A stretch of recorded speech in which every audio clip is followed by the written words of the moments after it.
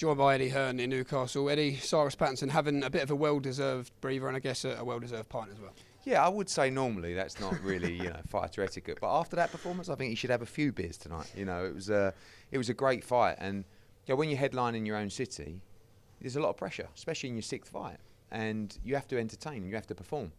I think some coaches wouldn't really like you to necessarily fight like that from the first bell, but we do, and it's the entertainment business. And one of his greatest assets is his conditioning and his engine.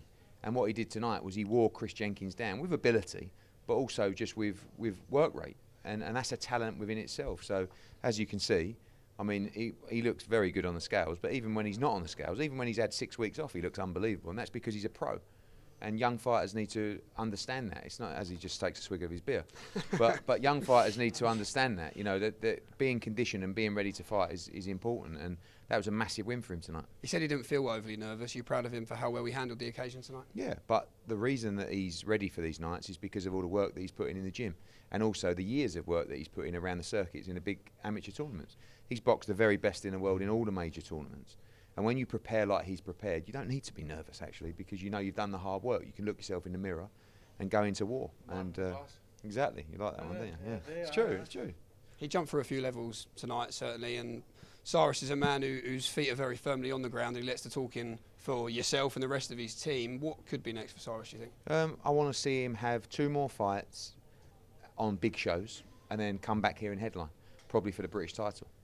I feel like that's when Lewis Ritson came here, everything's steady. We have about 3,000 in here tonight. Great start. We need to turn that into 5,000 or 6,000. That happens quite quickly. We saw with Lewis Ritson, started winning the British title, next thing come back here, and we've sold 7,000 or 8,000. After that fight in a city, everyone will be talking about him tomorrow. But the British title for me is that route. British, Commonwealth, European is the route that these great young amateurs should be taking. And I think that's how he's going to fill up this place. Cyrus, we're going to let you go and enjoy your beer, but do you have a message you want to leave quickly before we carry on with Ed? Just thanking for all the support, everyone that's came, sent messages, tuned in, and I'm looking forward to doing it again. It's sort of something special now for all. Like I say, it doesn't mean that I need a headline, like we've got talent in abundance up here. Let's all share it and let's all get boxing back up here. Great stuff. Well, I think, Cyrus, the boys are queuing up to speak to you. We'll just carry on speaking to Eddie. Ed, let's just talk through some of the fights on the card. We've got a little stand-up here. I know, we've got a bit. You can sing again if you like at the end. Pat McCormack, special performance from him tonight, spiteful as well. Yeah, really good. And, I just saw Sochi outside, still not particularly happy. But for me, the stoppage should have taken place in the 7th round, actually. The referee, in my opinion, should have seen enough. But when you get to a minute left in the fight, you kind of feel like he's been through the hard part. You should let him see it out at that moment. But Pat was very spiteful tonight, and Sochi was very experienced, riding the shots well, difficult to nail him clean. But Pat's a special talent, like Cyrus. These guys have been in all these major tournaments. Pat particularly has won medals in nearly every major tournament. A great talent and going to be very popular up in the northeast and around the world, to be honest with you. This is a sport of highs and lows. What did you make of Sochi's emotion in the ring at the end? Well, he probably had another job in a few weeks. You have to understand that when a fighter gets stopped like that, they receive a suspension, which means they can't fight for 28 days. If he had a fight in 2 or 3 weeks, it's taken a payday away from him. But at the same time, you can't just keep shipping punishment. Doesn't matter if you got a payday in 2 or 3 weeks. Your health's more important. I just felt like with that amount of time left on the clock, would have been nice for him to see the fight out. But I felt it should have been stopped earlier. We have a new English heavyweight champion, Sol Dakers. A lot said in the build-up, and Sol got the job done. I think he had a point to prove tonight, and he did that. Yeah, a good performance. I feel like Sol probably hasn't got the recognition in his early part of his career that he should do. Box Sokolowski, box Bracamonte, but like he said, boxed a lot of guys that have been in their shell. Tonight, someone came to win in Robbie's man. He got dismantled and demolished in a really good performance from Sol Dakers, and you're going to see that. Now he's got to start hunting those guys down, the David Adelaides, the Fabio Wardleys, those domestic guys, and I think that he's in a position now where he can start calling those names out. This is a results business. It's also an entertainment business, and I think obviously you'll say it's important for fighters to find the balance between that. For Hopey Price, he's getting through these 10 rounds fairly effortlessly, again, barely losing a round tonight against a decent opponent, and I guess it's a compliment to him about just how easy he is getting through these tests. Yeah, look, he stepped up a big level tonight against Thomas Masson, former world title challenger. I just want to see Hopey go through the gears. He's got all the ability in the world. He's not losing a round. And I feel like when the style's right for him, that's when you're going to see the best of him. Just want to see him go through the gears, let his hands go, believe in himself, because he's an outstanding talent.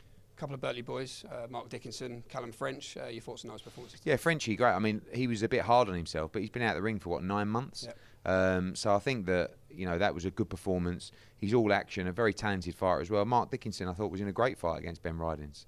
Rydins, super tough. I think he came in £5 over the limit, so he had the ability to stay in there and see it out. But a good performance from Mark. And Maisie Rose moved 2-0 in the professional debut for Muhammad Ali as well.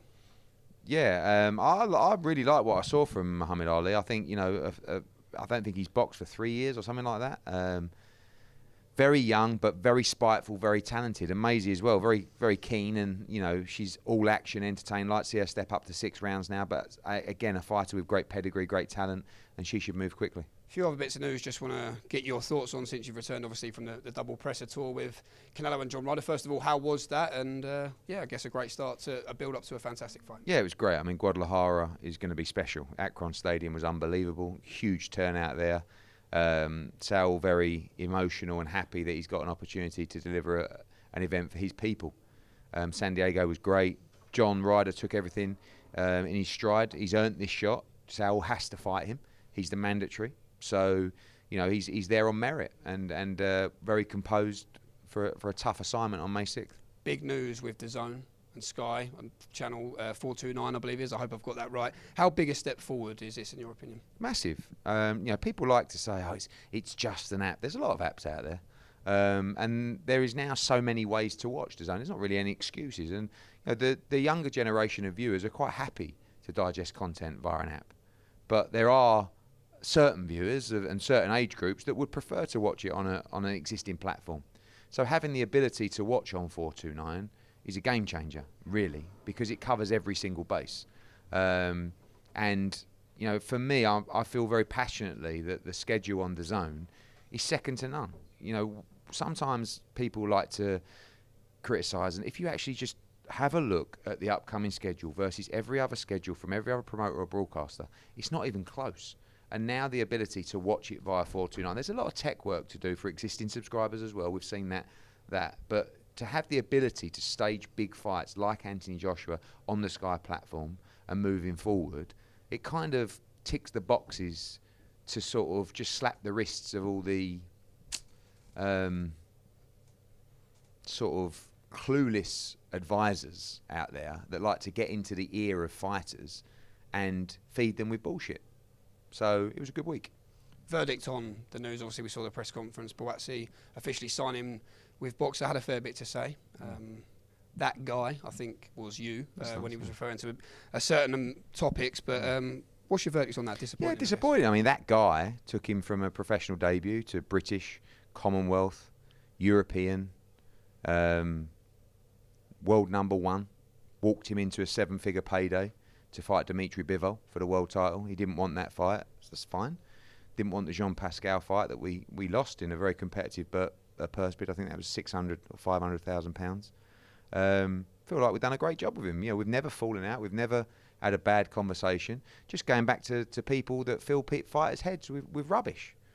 Joshua Buatsi boxed his whole career on Sky, outside of 2 fights, and now it's this fresh new platform that no one's ever seen before. It's really not. It's a great platform, as is DAZN. And the viewership for DAZN globally is on another level to boxer viewership globally.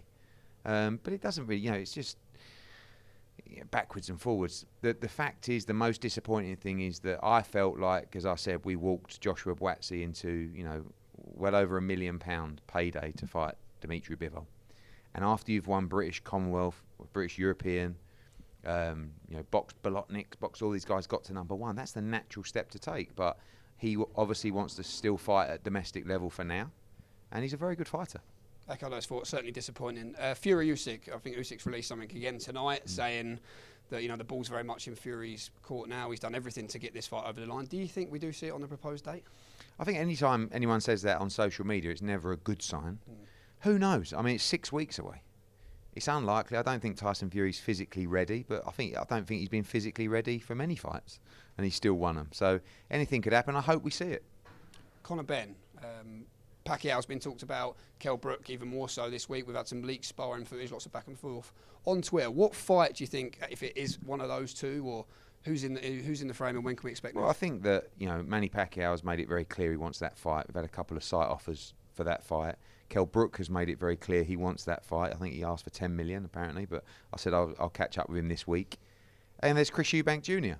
And there's a lot of bad blood there. It's going to be very difficult to make that fight because there's a lot has happened.